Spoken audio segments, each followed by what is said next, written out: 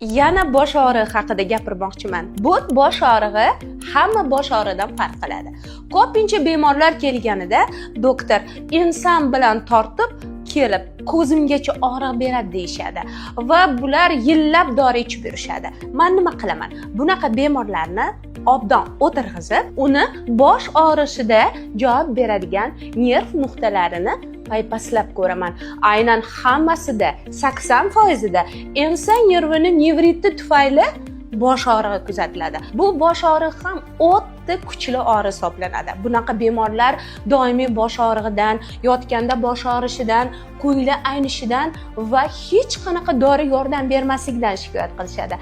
Agar sizda ham shunaqa belgilar bo'lsa, oxirigacha ko'ring videoimni. Aynan bosh suyagini tugash joyida bo'yinning birinchi umurtqasi va bosh suyagi oralig'ida inson nervi chiqadi va inson nervi boshning yarim tomonini innervatsiya qiladi.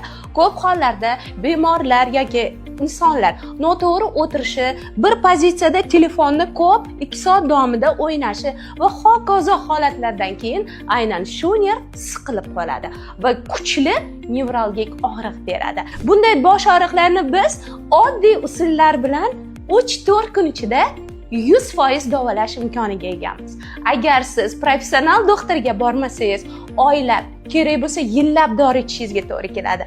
Shuning uchun har doim professional mutaxassisga murojaat eting. Agar sizga ham bu muammoni qanday qilib davolashimiz qiziq bo'lsa, hoziroq qo'ng'iroq qiling va konsultatsiyaga yoziling. Aynan 5 kunda har qanaqangi bosh og'riqni sizga davolab beramiz.